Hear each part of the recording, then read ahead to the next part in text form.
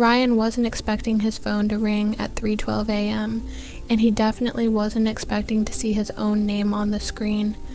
At first, he thought he was still half asleep. The room was dark, the silence thick, and the sudden vibration of his phone felt out of place enough to be part of a dream. But as the ringing continued, sharp and persistent, he reached for it, squinting at the glowing screen. The caller ID made him pause. It didn't say unknown. It didn't show a random number. It showed his own contact. Ryan frowned, his mind struggling to process what he was seeing. For a moment he considered ignoring it, letting it ring out and dealing with it in the morning. But curiosity got the better of him. After a brief hesitation, he answered, "Hello?"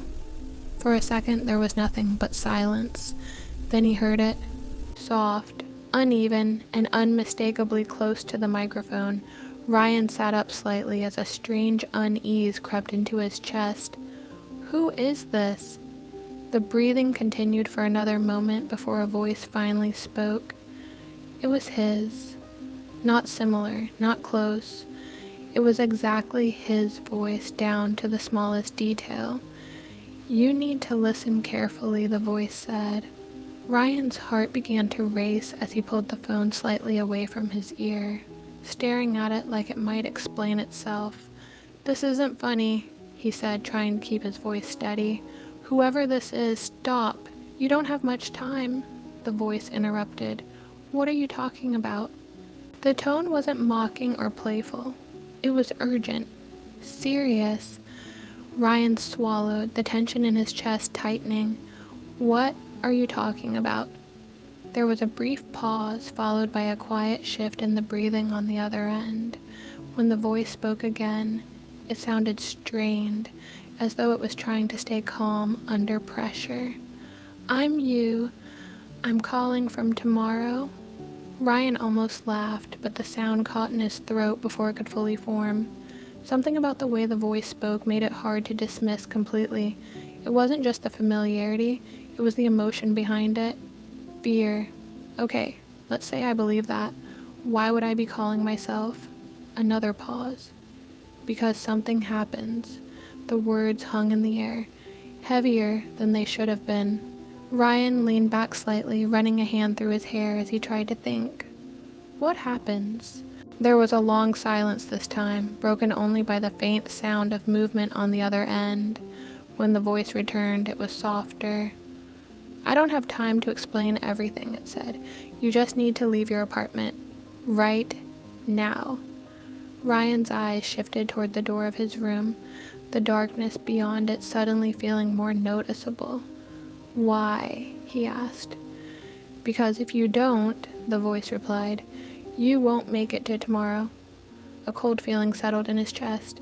Ryan shook his head, trying to push the thought away. "This doesn't make any sense. If something was going to happen, I would know. I'd remember it." "You won't," the voice said quickly. "That's the problem." Ryan's grip on the phone tightened. "Then tell me what it is." "I can't," the voice replied. And this time, there was frustration behind it. "It doesn't work like that. Every time I try to explain, something changes." "What do you mean, something changes?" There was a sudden shift in the sound, like the phone had been moved. In the background, Ryan thought he could hear something else, something faint, distant, but growing louder. "What is that?" The breathing on the other end became sharper. "It's already happening." "What is? Just listen to me. You need to get out of your apartment. Don't look for it. Don't try to understand it. Just leave." Everything looked normal.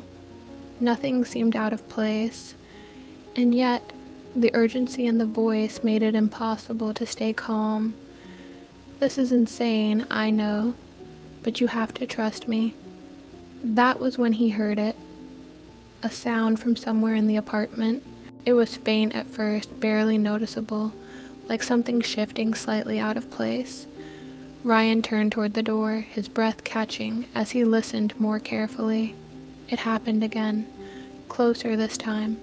"What is that?" he whispered. On the other end of the call, the voice went quiet for a second before answering. "That's it," it said. A slow, deliberate noise echoed from the hallway, like something dragging lightly across the floor. Ryan felt his pulse quicken as he stepped toward the door, his movements cautious despite himself. "Don't go out there," the voice said quickly. Ryan stopped. The sound continued, steady and unnatural, moving closer with each passing second. It didn't sound like footsteps. It didn't sound like anything familiar at all. It sounded wrong. "Ryan," the voice said, more urgently now. "You need to leave. Use the window if you have to. Just don't open that door." Ryan's hand hovered near the handle, his mind torn between instinct and curiosity. "Tell me what it is," he said. "I tried," the voice replied, and there was something different in its tone now. "You didn't listen."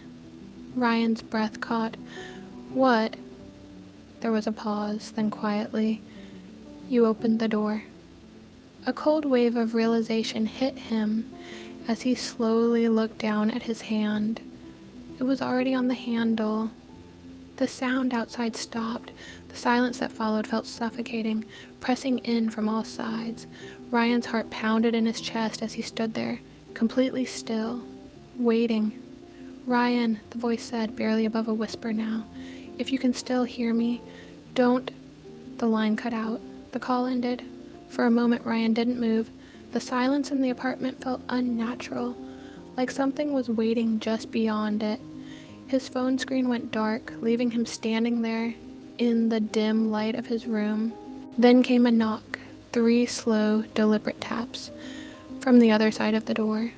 Ryan stared at it, his breath shallow as his grip tightened on the handle, and before he could stop himself, he began to turn it. "It's Mythic, Murmurs."